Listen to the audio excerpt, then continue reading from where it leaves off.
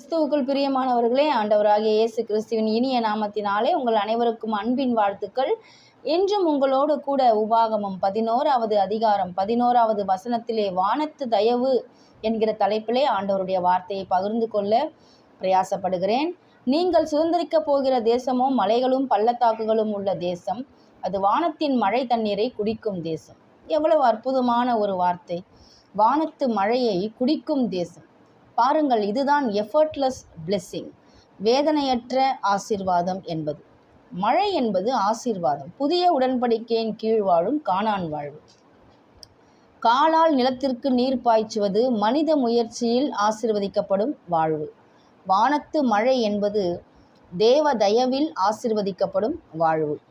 அன்புக்குரியவர்களே, நீதி கூட நம்முடைய முயற்சியில் நாம் சம்பாதித்த சுயநீதி அல்ல. அது வானத்திலிருந்து அனுப்பப்பட்ட ஆட்டுக்குட்டியால் சிலுவையில் இலவசமாய் கிடைக்கப்பட்ட தேவ நீதியில் ஆசீர்வாதங்களை பெற்று வாழும் வாழ்வு. வானத்து மழை இலவசமான ஆசீர்வாதத்திற்கு எடுத்துக்காட்டு. 1000 ஏக்கர் நிலப்பரப்பிற்கு காலால் தண்ணீர் பாய்ச்சுவது என்பது உழவனுக்கு பல வாரங்கள் செய்கிற வேலையாகிவிடுகிறது.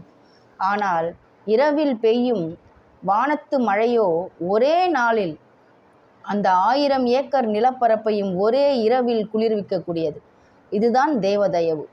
இதுதான் நமக்கு 1000 வருஷம், தேவனுக்கு ஒரு நாள் என்பது. நம்முடைய சரீர முயற்சி அது அற்ப புரோஜனம் உள்ளதுதான். புதிய உடன்படிக்கையின் தேவதயவோ இப்போதிருக்கும் ஜீவனுக்கும் இனிவரும் ஜீவனுக்கும் மிகுந்த பலன் உள்ளது. அதுதான் புதிய உடன்படிக்கையின் வாழ்வு. அது வானத்து மழை தண்ணீரை குடிக்கும் தேசம். இப்பொழுது நாம் இருக்கும் காலம் அது கிருபையின் காலம், அது கானானின் காலம். ஆமென். கர்த்தர் தாமே இந்த சத்திய வசனத்தை ஆசீர்வதிப்பாராக. ஆமென்.